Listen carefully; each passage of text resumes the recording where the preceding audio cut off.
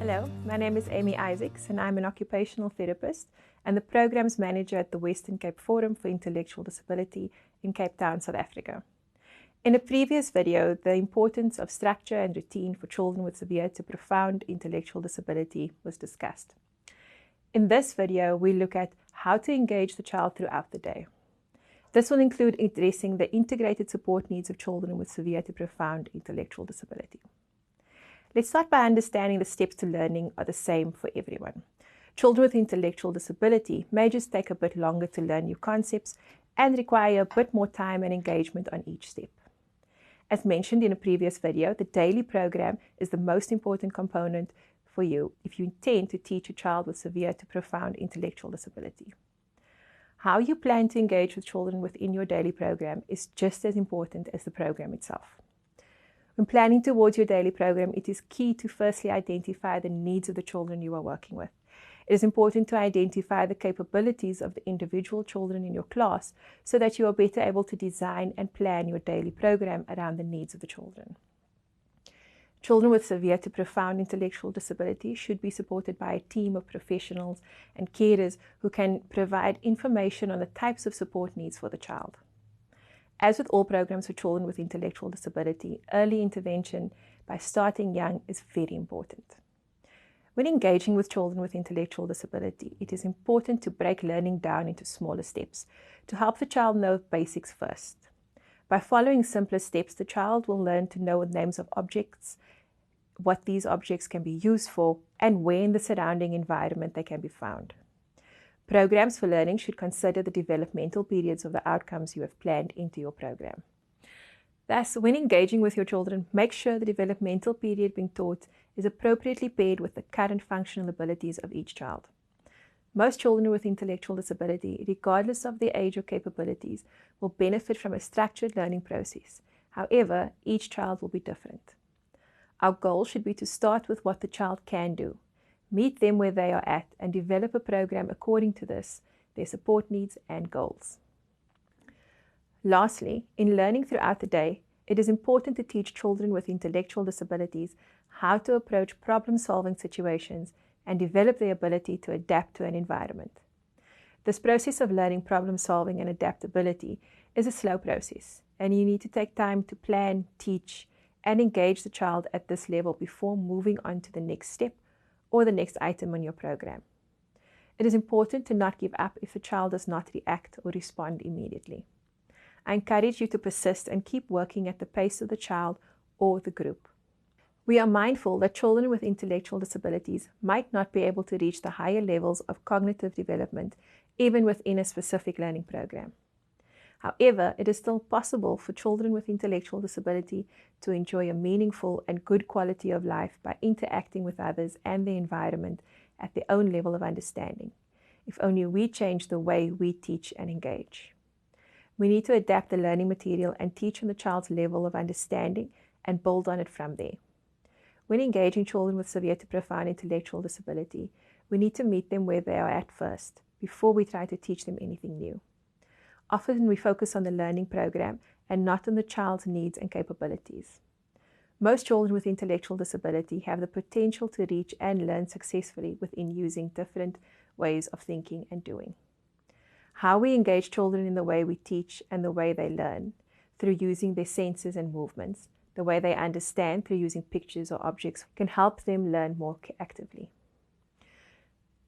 The support team needs to be training all members of our teams, and especially families and caregivers, on how to engage appropriately on the child's level when working with them on a daily basis. This is true whether you are working on a daily program or even when you are caring for the child at home. By using objects that can be found in their different surroundings and environments and engaging the child with activities of daily living and routines, you can help them by creating learning opportunities throughout the day. Children with severe to profound intellectual disabilities can realize the potential if they have stimulating environments and engagements on their everyday activities to stimulate early brain growth. The challenges with limited ability for learning is not only due to limited cognitive ability or based on a diagnosis, but difficulties could also be due to the child not being given opportunities to learn new things, learn new habits, or strategies that will help them develop and experience success. By learning and experiencing success and the sense of being able to do things on their own, children can grow in their ability to be independent, have self-determination, and respond with problem-solving skills to any new situations. For example, a great and easy activity to incorporate at various points in the child's daily interactions is to focus on giving them more choices. My favorite example for this is allowing the child to choose their own clothing. This can be graded according to the child's ability to make choices. For example, we could show a child 2 different t-shirts, a yellow and a blue t-shirt, and ask them to pick which one they'd like to wear. For a verbal child, they could identify by using the word. A child with limited speech, but understanding and physical ability could point to their preferred item. And a child with no verbal communication or physical abilities could use their eyes to indicate which t-shirt they'd like to wear. By giving the child choices, we allow them to actively be involved in their daily experiences. Lastly, I'll be focusing on how to integrate learning throughout the day with a more holistic approach. Often we have learning programs and activities which addresses the development of children with a focus on the severe to profound level of intellectual and physical disability and not on how they learn. Our daily programs should not only focus on goal setting and principles of development, but also on doing interactive, fun activities with learners with the basis that all children learn through play, and we can use this framework of thinking to structure learning throughout the day using play. By adding an element of fun and play, it gives children a chance to practice what they are learning. Carl Jung said, "The creation of something new is not accomplished by the intellect, but by the play instinct." By engaging in play with activities and tools to develop physical, intellectual, and social skills, we allow the child's brain to create new learning pathways. An example for this type of fun learning activity during everyday activities could be singing a body part song during diaper changes.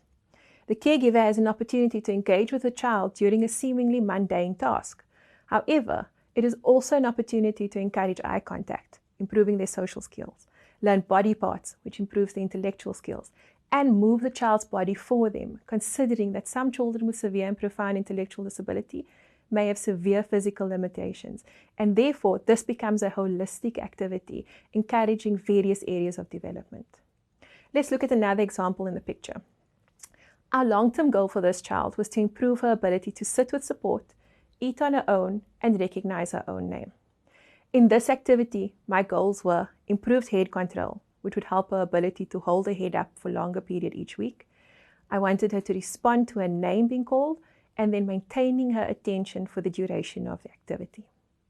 I used my body and the roller to support her body in the required position, which is physical development. The mirror was placed on the floor until I had her attention and I could call her name. That's intellectual and social skills improvement. And then I lifted the mirror to encourage head control. Again, physical skills improved. Because she's looking at herself and me, and had possibly never seen herself in a mirror before, this activity becomes fun and playful. Your daily program should be structured for activities to engage the child in a creative way with simple objects such as bubbles, a mirror, or even Play-Doh. You can use any everyday objects really, but it is how you plan activities around the objects that can stimulate learning in the areas of physical, intellectual, and social development. It is a good example of how everyday objects paired with fun interactive approaches can stimulate learning throughout the day. Whether in a daily program, a routine activity of daily living, or a fun, playful game can engage a child with severe to profound intellectual disabilities to encourage learning and growth.